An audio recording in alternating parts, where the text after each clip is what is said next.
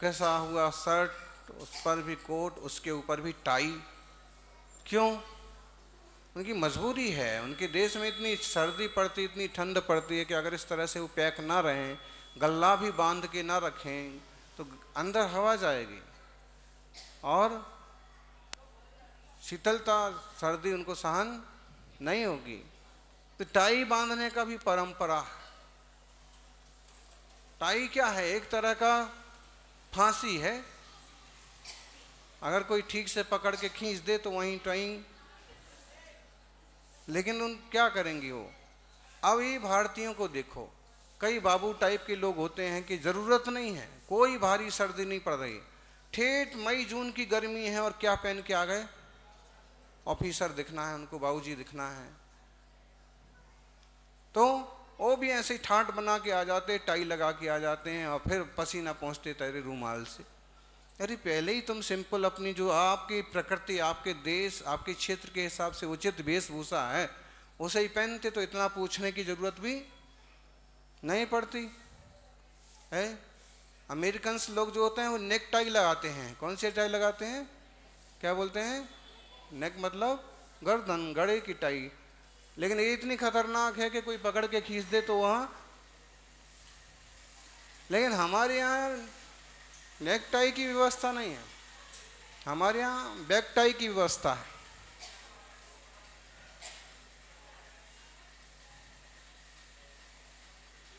एक अंग्रेज किसान से बातचीत कर रहा था।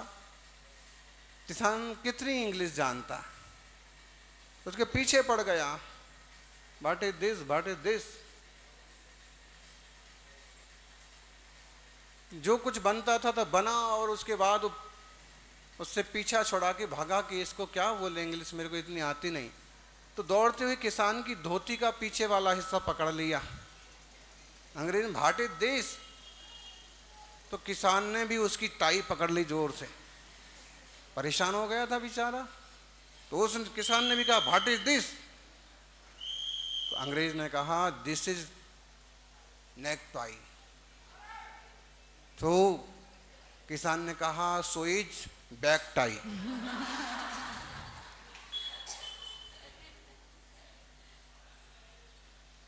तो ये बैक टाई वाला, बैक टाई कोई पकड़ भी ले तो भी कोई ज़्यादा दिक्कत वाली बात नहीं है, मर तो नहीं सकते। लेकिन नेक टाई पकड़ ले तो ऐसे ही महिलाओं के पहनावों में जो परिवर्तन देखने को मिल रहा, ये यहाँ की वेशभूषा है ही नहीं।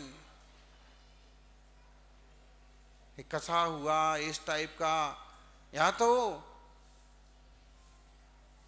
निचले वर्ग के लोग, निचली सोच वाले लोग, शील विहीन लोग ऐसा पहनावा रखें, और या फिर बहुत ज़्यादा जहाँ गर्म प्रदेश होते हैं, जहाँ बहुत ठंडे प्रदेश होते हैं वो रखें। हमारे यहाँ मातृशक्ति की एक वेशभूषा सुनिश्चित है, उसका सम्मान करना चाहिए। आप देखिए कि आजकल फिल्म इंडस्ट्री में भी साड़ी का प्रचलन हो रहा है, विदेशों में भी। क्षेत्र के हिसाब से कई चीज़ें हैं जो हमें सुटेबल ना होने के बाद भी हम यूज़ करते हैं। क्षेत्र के हिसाब से हमारे यहाँ चूल्हा और चूल्हे पर रोटी बनाने की व्यवस्था और पके हुए अनाज मिलते हैं, उनको घर में शोधन करना वगैरह वगैरह। लेकिन ये व्यवस्था आपको अरब देशों में नहीं मिलेगी, उन अमेरिकी देशों में भी नहीं मिलेगी जहाँ सीधे धान्य नहीं पकते हैं। क्यों? पकते ही नहीं वहाँ पर, गेहूँ, चना, दाल, फल। तो फिर क्या करना, भूखे थोड़ी मरेंगे। जहाँ से बन बना करके आ गए, पैक होके आ गए, वो अपना खरीदा। और लेकिन वो हमें करना ज़रूरी नहीं है। यहाँ तो सब चीज़ें ताज़ी उपलब्ध हो जाती हैं क्योंकि बड़े शहर में कुछ चीज़ें पहुँच से थोड़ी दूर होती हैं। लेकिन अगर कोशिश करें तो क्षेत्र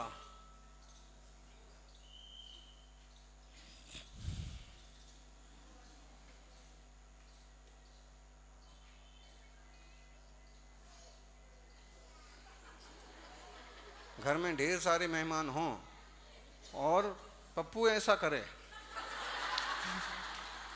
तो जैसा मम्मी पापा को लगता ना, कई बार मेरे को वैसे ही लगता है।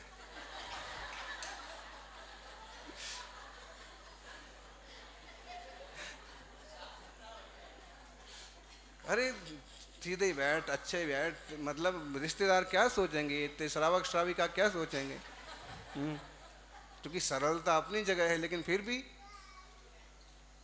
तो क्षेत्र के हिसाब से, काल के हिसाब से कई चीज़ें होती हैं, कई चीज़ें द्रव्य के हिसाब से होती हैं।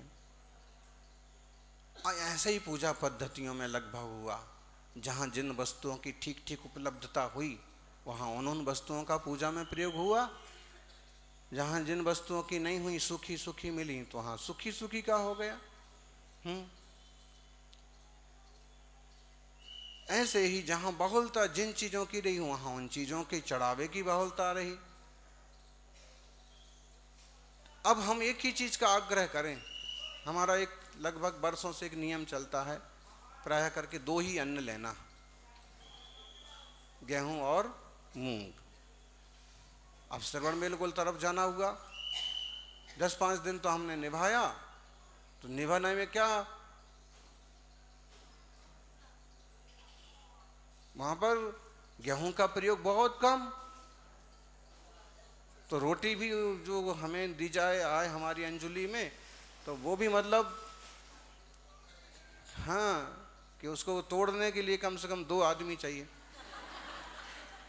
हाथ भी रहता है, फिर बनाने का देखिए वही आटा है, वही पानी है, वही सब चीज़ है, वही, लेकिन वो किस ढंग से बनाते हैं। जब रोटी बनाते हैं तो रोटी में सीधा पहले नमक कौन कौन डालता है बताओ, आप डालते हो? पहले मेरी समझ से तो पहले नमक नहीं डालना चाहिए, रोटी के आटे में पहले नमक नहीं डालना चाहिए। कई बार पानी में भी खारापन होता है, और इसलिए फिर वो आटे और नमक और पानी का डबल नमक जैसा हो जाता है, रोटी का स्वाद अलग ढंग का होता है। साग में नमक हो सकता है, फिर उसके अलावा जीरामन हो सकता है, आप लगा करके आप खा सकते हो। तो खैर अच्छा, ऐसे ही अब मातृशक्ति रोटी बनाने वाली बात आ गई। एक ढंग से आटा तैयार किया जाता है और वो रोटी बहुत कोमल होती है, बिना घी मिलाए, वो उसमें मोम नहीं डालना पड़ता है। विचार करना, रोटी आटे में अगर मोम डाला तो फिर क्या बनाया जाएगा उससे, मोम समझ में आ रहा, घी टाइप की कोई थोड़ी सी चीज़ है, तो उससे क्या बनेगा फिर, अच्छी एकदम मुलायम मुलायम टाइप की रोटी बनेगी, वो बनेगी, पूरी बनेगी। बाटी में भी आटा गूंथते में घी डालते हैं क्या? अरे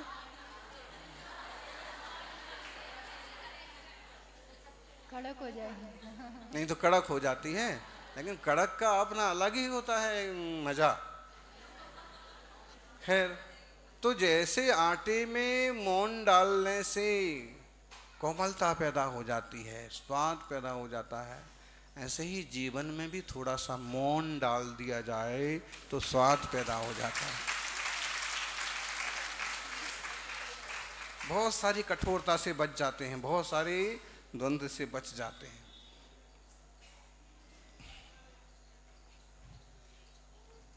तो क्या बात कह रहे थे? क्षेत्र के श्रवण बेलगुल। श्रवण बेलगुल।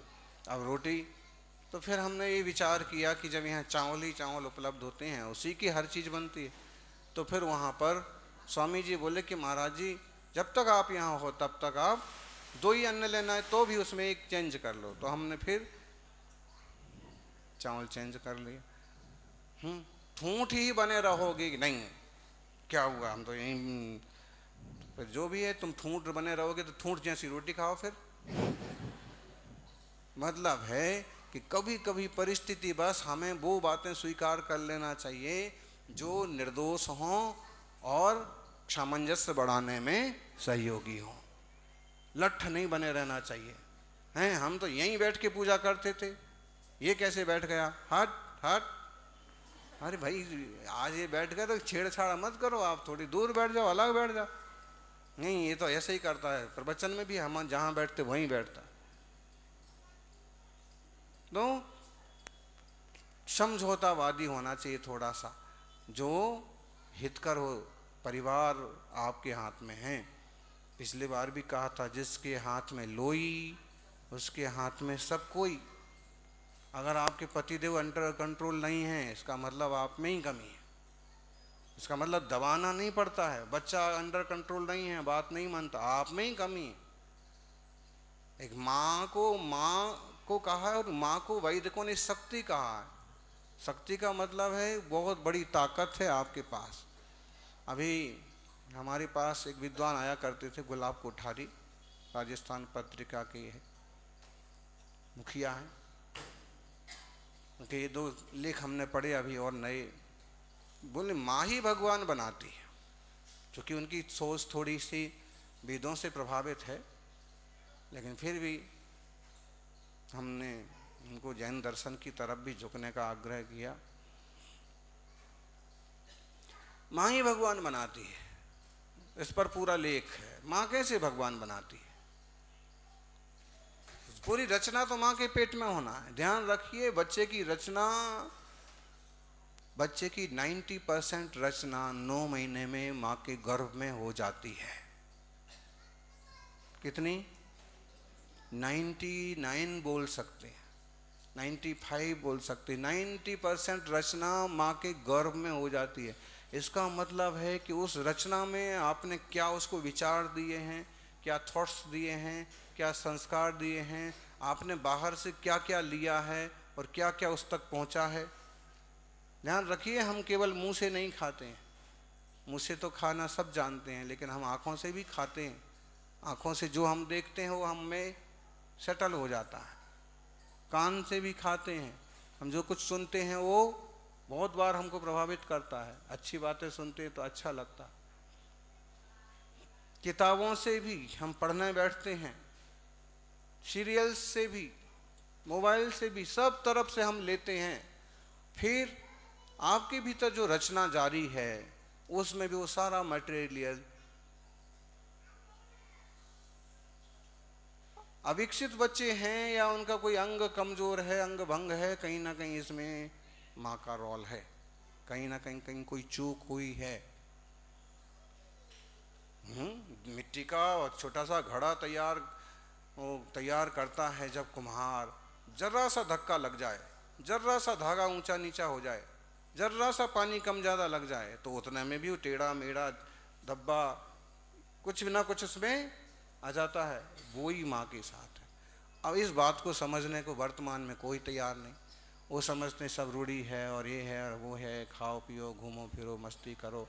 अरे आप तो ठीक है, अन्याय हो रहा है गर्भ के साथ। मतलब तब से रचना, बाद में केवल जो 9-10% रचना, तो बाहर कोई रचना नहीं है, रचना हो चुकी। अब तो सिर्फ पानी भोजन दिया जाता है, सिर्फ बढ़ा किया जाता है ना। और जो 3-4 पाउंड का है, जो 1-1.25 फुट का है, बस उसी को ही अब सिर्फ बाहर से जो भी दूध पानी देके, और अब उसका ही विकास होता है। लेकिन मूल रचना तो उसकी पहले हो गई। रचना उसके दिमाग की, उसके सिर की सारी रचना पहले हो चुकी है। आपने उस पर कितना ध्यान दिया, जिसका पूरे जीवन भर प्रभाव।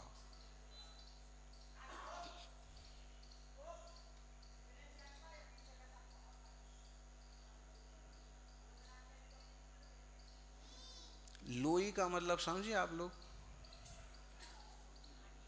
आटे की लोई। ये बात सच्ची है। आपके हाथ का जब तक बच्चा खाएगा, जब तक पति देव खाएंगे, परिवार के लोग आपका भोजन करेंगे, तब तक आपकी कीमत, आपकी वैल्यू आपो आप व्यवस्थित रहेगी। सबको कीमत महसूस होगी। कभी आपने उनको बाहर के खाने की आदत डाल दी 2-4 बार, तो फिर भी वो टोका टाकी होगी कि नहीं मम्मी तुम ही बना के दो, 2-4 बार। उसके बाद उसको बाहर का ही ज़्यादा अच्छा लगने लगेगा। और बाहर की चीज़ों में यूँ भी स्वादिष्ट बनाने के लिए कुछ ना कुछ करते हैं। आग्रह सिर्फ इतना सा है कि परिवार को हैंडल करने, परिवार का घर का ड्राइवर पुरुष नहीं होता है, माँ होती है, स्त्री होती है। भले उस सासू को रूप में हो, कि जेठानी के रूप में हो, कि बहू के रूप में हो। वो पुरुष का काम क्या करता है? पुरुष का काम तो होता है होता है ना सामान उतारने चढ़ाने वाला बस में। कंडक्टर बोल दो, मतलब सारी व्यवस्थाएं देखना, लाना ले जाना उठाना, परिवार को एडजस्ट करना। लेकिन ड्राइवर किधर ले जाना है फैमिली को, ये काम किसका है? बच्चे को किधर टाइप के विचारों में मोड़ करना है, किसका काम है? विचार कर लो आप। सुनने में भले पुरुषों को खराब लगेगा, क्या हमें ड्राइवर क्यों नहीं कह रहे? आपका निर्माण ही किसी और मान से हुआ है। निर्माण करना या दिशा देना माँ के हाथ में। बहुत बार ऐसे लगता है कि पिताजी डांट रहे हैं तो पिता वो हमको दिशा दर्शन कर रहे, दिशा दिखा रहे हैं, वो स्थूल बात अलग हो गई। लेकिन अंततः वो डांट से भी जब बच्चा परेशान हो जाता है तो माँ ही कहती कि वो बात सही है, तुमको ऐसा करने से फायदा होगा। अंततः वो बात किसकी स्वीकार करता है? लगभग माँ पर ही आता है। तो बहुत ही नहीं, अगर आप संभल के चल पाए तो बहुत विचित्र बातें बनती हैं। आज की घटना है कल की, संभाजी नगर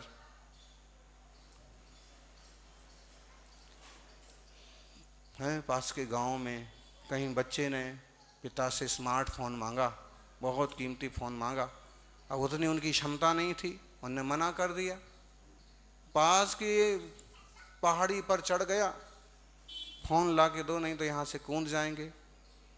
पिता ने समझाया, माँ ने समझाया, गांव वाले इकट्ठे हो गए, उनने भी समझाया कि भाई 2 लाख का 3 लाख का फ़ोन कहाँ से लग के दिया जावे, मजदूरी कर कर के कितना पैसा, ठीक है। मतलब अपने ढंग से नहीं, मुझे अब भी हाल फ़ोन दो, और टोंक पे पहुंच गया आखिरी, नहीं तो मैं कूदता हूँ। पुलिस भी आ गई, पुलिस भी मजा देखते रह गया, और कोई ऊपर मत आना नहीं तो मैं कूद जाऊंगा। पिता की माँ की तो होती है बच्चों के प्रति बहुत ज़्यादा। पिता ने आगे बढ़े,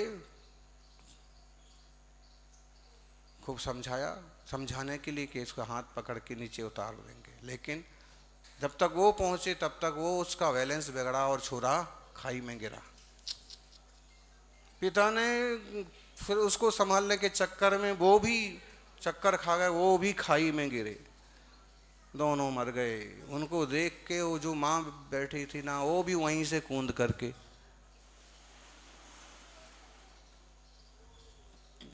ताजी घटना, सिर्फ मोबाइल को लेके तीनों परिवार पूरा खत्म, पुलिस के सामने, गांव वालों के सामने।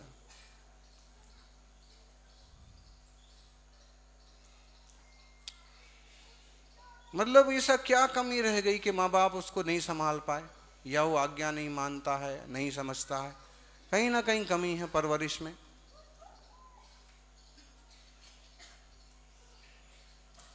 किसी भी घर से, किसी के परिवार से आपके बेटे के लिए बहू आती है, बहू को बहू मानो, बेटी मानो, कोई ज़रूरी नहीं है।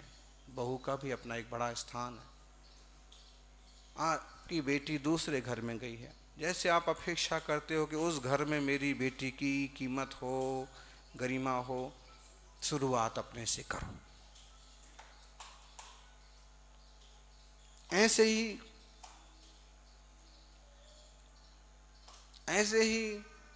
ये जो बहू है, ये सोचती है कि मैं अपना घर छोड़ के आई हूँ मम्मी पापा को, उनकी बराबर सेवा हो, मेरी भाभी उनको बराबर सेवा करे, बराबर ख्याल रखे, झगड़ा ना करे। उसको यहाँ खुद आदर्श बनना चाहिए बहू को। वो यहाँ ऐसे करे तो वहाँ उसके घर जो बहू बन के गई है वो भी कहीं ना कहीं प्रभावित होगी, वो भी वैसा करेगी। मातृशक्ति को मातृशक्ति की कीमत करने की ज़रूरत है। बच्ची नहीं चाहिए, बेटी नहीं चाहिए, क्यों नहीं चाहिए भाई? अब गर्भ में है, जीव आ गया है तो सम्मान पूर्वक लाओ उसको। वो हमारी तो जात की है, स्त्री शक्ति है। पुरुष कभी विरोध में खड़े हो जाएं, लेकिन मातृशक्ति को कन्या के विरोध में कभी खड़ा नहीं होना चाहिए। बहू के विरोध में खड़ा नहीं, बहू के साथ। परिवार में तो पक्ष विपक्ष बनाना नहीं चाहिए, लेकिन फिर भी सकारात्मक माहौल कैसे बनाया जाए, इसकी जिम्मेदारी भी आप सबकी है, अपनी है।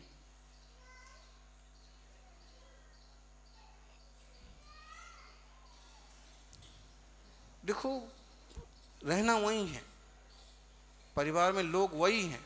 अब चाहे खुशी खुशी रहो, चाहे रोज उंगली कर कर के जियो, क्लेश में जियो। एक परिवार ऐसा होता है कि जहाँ खुशी खुशी बड़े आनंद से चलता है, जितनी भी कमाई है उसमें सब एडजस्ट हो जाते हैं। और लेकिन एक ऐसा भी होता है, आए दिन खींचतान झगड़ा टंटा चलता रहा, क्लेश में ही डूबे रहते। भैया ये समय क्लेश में डालने के लिए है क्या? चलो गृहस्थी में चले गए, ठीक है, अच्छा किया आपने, आपसे साधना मोक्ष मार्ग की नहीं बनती थी, गृहस्थी अपना ली, ठीक है। अब उसमें भी चांस तो हैं आपको, देव पूजा के, गुरु उपासना के, स्वाध्याय के, चिंतन के, मनन के, धर्म ध्यान के, तो उसका क्यों नहीं उपयोग करते हो? तो क्या ये जीवन केवल मिट्टी के मोल ऐसे ही खत्म कर देना है क्या? तो ये समझदारी से अपने जीवन को, परिवार को अच्छे से आप लोग चलाएं। सुहाग दशमी जैसे व्रत जो हैं, ये धर्म ध्यान के साथ साथ पारिवारिक एकता बढ़ाने में निमित्त बनते हैं। सभी का जीवन मंगलमय हो। ऐसे तो हमने इस समय रखा था आज योगसार प्रावृत ग्रंथ के प्रक्षणा सत्र के रूप में, लेकिन विषय और विशेष ही सामने आ गया। आप लोग इस बात को ध्यान में लें। नन्हे मुन्ने बच्चों को पाठशाला में, मंदिर में जोड़ना। कभी जब हम ऊपर जाते हैं और छोटे छोटे बच्चे इकट्ठे होते हैं वहाँ पर पाठशाला के लिए, 5, 6, 7, 8 साल के, और उनका जो कलरव होता है, उनका जो जयकारा होता है, उनका जो जोश जुनून होता है ना, वो देखते ही बनता है। ये संस्कार नेतृत्व क्षमता भी पैदा करते हैं, ये संस्कार धर्म की भावना भी पैदा करते हैं। एक तो पाठशालाओं का सही सही प्रयोग हो, खुद भी रोज नहीं तो हफ्ते में 2 दिन स्वाध्याय हो, और सांस्कृतिक कार्यक्रमों में तो आप लोगों का कोई तोड़ नहीं है। किसी भी